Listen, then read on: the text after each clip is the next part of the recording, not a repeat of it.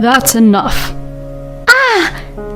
My husband looked furious and suddenly poured beer on me. Don't get too cocky when you're the one who gets to live a nice life, all thanks to me. All you have to do is shut up and cook. I can't stand it anymore. I can't stay with this man after being treated like this. I can't do this anymore. I'm leaving. When I said that, my husband instantly changed his attitude. Oh, no, please don't do that. Actually, my husband had to deal with some situation on his own. But it doesn't matter to me anymore, and it's none of my business. You can go straight to hell. My name is Francine. I am a 34-year-old office worker. My husband Wally and I have been married for almost 4 years. We met at a blind date. My husband is an office worker working for a major company. He was 1 year younger than me, so we were almost of the same age, and the conditions he had were perfect. And when we sat next to each other and talked, we had a lot of fun, and I was instantly attracted to him. We then exchanged contact information and started meeting just with the two of us. We went out for drinks after work, went on dates on our days off, and grew closer. Soon, we started to officially go out, and we're a happy couple. It was about a year into our relationship when we got married. Just as I was about to celebrate my 30th birthday, Wally proposed to me. I want your last memory of your 20s to be a proposal from me. Francine, please marry me. Yes, I can't wait to get married to you, Wally. I was beyond happy. And so, like this, that was how we got married. Married life with Wally was very enjoyable, and I was happy. However, there was one thing that surprised me a little. My husband was extremely a frugal person. We will live with less than $2,000 a month, which includes the rent as a married couple. My husband said something like that the moment we got married. And then he proceeded to live a frugal life more and more. For the time being, we'll live in this apartment's room. He showed me a page of an apartment room from the real estates he found on the internet. It was a one-room with dining room and kitchen for $750 per month for rent. I thought it was a bit small for a married couple like us, but after hearing my husband say that he would prefer to have lower fixed costs, I thought that was true, so I agreed to his proposal. When I went to go look at the rooms, it looked surprisingly easy to live in, so I had no issues with it. Then my husband said that we both should contribute $500 for living expenses. The rent was also split 50-50, so we were paying about $900 per person. The rest of the money we both save and spend on hobbies and things we each want. My husband works for a major company and his income is much better than mine.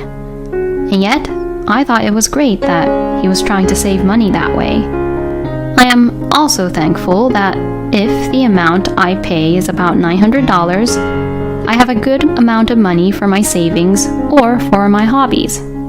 I'm not the type of person who is that greedy to begin with, and I was saving for our future life as a couple. My husband saves a lot more than I do, since he hardly buys anything new, and he seems to be working hard to save money. He works for a major company, is kind, good-looking, and frugal, which is impeccable. I thought I got married to a very nice, kind man. But there was one thing that bothered me a little. My husband would not open a joint account for us as a married couple. Well, it's fine if we don't do that. But if we are both working hard to save money, I think it would be better if we could visualize that we are saving money together by putting it in the same account. This could also motivate us to maybe save even more, because then maybe we can think that we can finally dream of buying a house and owning our own home in the future. Well, that's what I at least think, but when I tell my husband about it, he always brushes it off. If we set up a joint account, and if something happens in the future, and one of us is unable to put money into the account, It'd be a hassle for the one who would end up always putting the money in the account. Don't you think so? I think it's better to keep the money separated in such a way that both of us are independent on their own. You think so? If that's what you want, then I wouldn't mind, I guess. If my husband is not willing to do it, I don't want to force him to do it. From then on, I accepted the lifestyle of not having a joint account as a couple, and we lived peacefully and had some calm days as a couple. I still spent some days where I wouldn't use my money at all, and I would occasionally go out to dinner with some friends and splurging a bit when buying gifts for my parents. My husband still seems to live frugally, and so after a few years of marriage, we have rarely gone on trips or anything like that. On his days off, Wally would generally stay at home or my husband goes out with friends. But he says that they just go out for drinks at inexpensive popular bars, and even if he goes there, he wouldn't spend much money. My husband is very busy with his work and has to go on business trips over weekends every month, so he doesn't have much time to hang out with his friends a lot. And so, 4 years have passed in our marriage. We have no children, so there is no particular change in our lives. It's not that I was being unsatisfied of our married life, but I was beginning to wonder if we were just living together rather than being a married couple.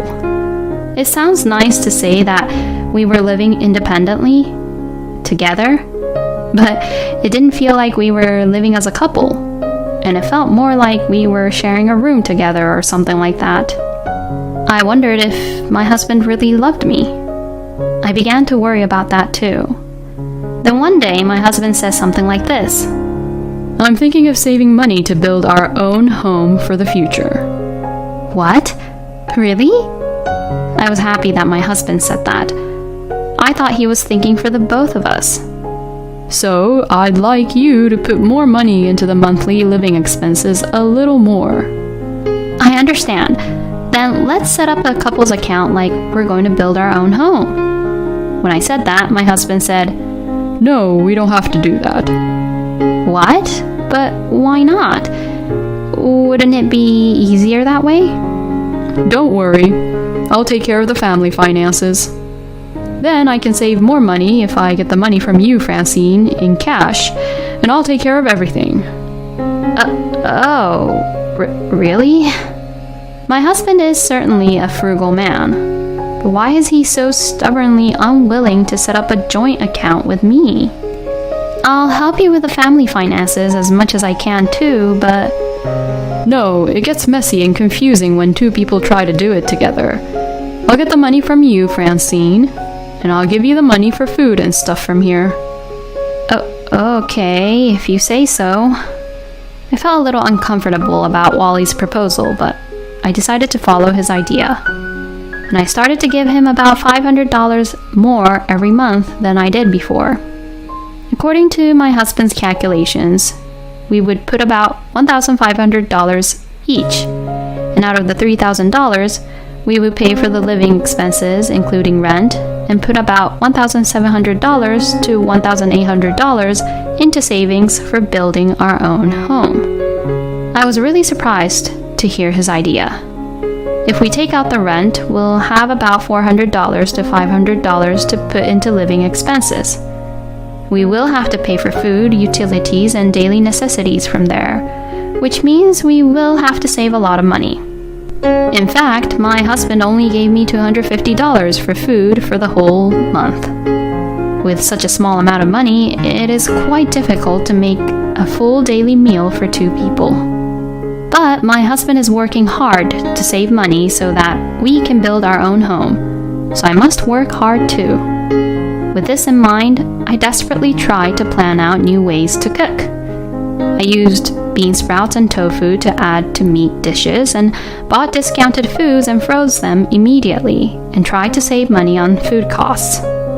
I thought to myself that I was making a lot of effort, but my husband gradually began to complain about the meals I have been cooking recently. Hey, lately, the meals you make always seems to be really bland. When he complained about this, I was a little offended. Well, that's because the amount of money you give me for our meals is quite small, so I can't help it. I'm trying my best, you know. When I said this, my husband's eyes widened, and he became angry. Why are you being so cross with me? I'm saving money for our own home, you know. Even if that's the case, we're going to have to spend a little more on food, or else we'll end up eating meals like this all the time. Oh, don't be such a crybaby. I've given you enough money, haven't I? You just have to work it out. I won't increase the food budget from $250. End of discussion. You're the one who has to make the meals in a way that I'd be satisfied with. Wow, this was just too much. Why would he say such outrageous things? But my husband stubbornly refused to increase our food budget. So I had no choice but to add about $100 from my own income and increase the food budget myself to make ends meet. I knew that if I did not do this, our food situation would become worse and worse. My husband wanted us to cut back on food, but he wanted to drink on the weekends, so he always made me buy beer for him. I thought we could save a little more money if we didn't have that, but I knew that my husband would lose his temper unreasonably if I said that, considering how he was during our last fight. So I didn't have the courage to tell him. And at that time, I still loved and had affection for my husband. So I wanted to make an effort and, if possible, bring things back to the way my husband wanted them to be. However, my thoughts were shattered in an instant. On that day, I had been asked by the person in charge to deliver materials at work. The person in charge had forgotten the material and gone to a client's office, so he called the company in a hurry and someone was assigned to bring it there. And I happened to be available, so I said I would go myself and got in the company car and headed off. On the way there, while waiting at a traffic light, I spotted my husband in town. He was walking with a woman, and the woman was clinging onto my husband's arm in broad daylight. I could not believe my eyes. The woman was an employee where she worked in the same company as my husband, and she was clearly younger, and I was sure she had been at our wedding. Why did they look so close to each other? It was strange to see them clinging onto each other like that. I began to think that Wally was having an affair with that woman. Then I wondered if everything Wally had done up to that point had been for that woman. The unusual frugality, and even more so, Wally's recent words and actions. I think he may have been having an affair and wanted the money to spend for himself and for his mistress, which is why he didn't set up a shared account with me. I don't have any proof yet, but if that's the case, then that's just horrible. It would mean that my husband is limiting his life with me and using the money to have a good time with the woman with whom he is having the affair with. The lights changed and I had to continue driving, but my husband and that woman had their hands on the door of a fancy restaurant. It was lunchtime, which probably means they went to that restaurant for lunch. He wanted me to save money on food, and yet he was the one at the fancy restaurant spending money to eat those fancy meals. I was just filled with anger. And it was at that moment that my feelings for my husband was completely gone. I then asked the investigators to investigate and find out if my husband was having an affair. If he was having an affair, I would divorce him. I was determined to do so. And when the results of the investigation came out, I went to get them. As a result, my husband did have an affair behind my back. He was having an affair with that woman. Moreover, as a result of the detailed investigation, there was information that they had been together before we even got married. In other words, they had been having an affair for more than 4 years. And now, knowing that fact, I could not forgive my husband. I wanted to beat him up right now, but that would put me at a disadvantage. I decided to calmly make various preparations. First, I consulted a lawyer, prepared to get alimony, and then went to a real estate agency to look for a room to live on my own. But when I was somewhat ready, I had an argument with my husband. This was all triggered by none other than my husband. Don't you think your cooking is getting bland again? Come on, don't serve the same side dishes as yesterday. My husband started complaining to me just like that about the meals again. I had no affection for him anymore, so I coldly argued back. You're the one not providing enough money for food, so it's no wonder, don't you think? It's your fault that you don't try to increase our food budget. When I said this, my husband stood up with his eyes wide open. Then he took me by surprise. That's enough. My husband looked furious and suddenly poured beer all over me. Don't get too cocky when you're the one who gets to live a nice life, all thanks to me. All you have to do is shut up and cook. I can't stand it anymore. I can't stay with this man after being treated like this. I can't do this anymore. I'm leaving. What? You're leaving? Yeah, I can't live with a lousy scumbag man like you. I said that to Wally while getting a towel and wiping my face with the beer. My husband was clearly upset, as if he didn't think I was actually going to leave. Don't be so stupid. You are my wife. You're supposed to stay at home, do your chores, and contribute financially to the family. My husband is pushing his own selfish logic onto me. What the hell are you talking about? That's your selfish point of view, isn't it? I mean, I'm planning to divorce you anyways. Divorce me? Now wait a minute. Why are you saying something so outrageous and completely unrelated to what we were discussing here? Well, that's because you're having an affair. What? No, I'm not. I even have proof, you know. I showed my husband the photo evidence I had obtained from the investigation. See, this is the proof that you are having an affair. I will divorce you and have you and your mistress pay alimony to me. When I said this, my husband immediately changed his attitude. What?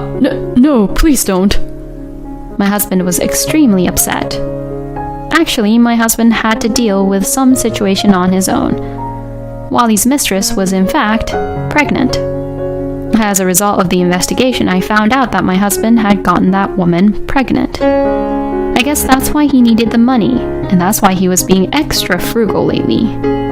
But it doesn't matter to me anymore. I don't care if you need money or not. After all, your life with me was for stability, free money, and to make a good public impression, wasn't it? I got a hold of your colleague and asked him about you, actually.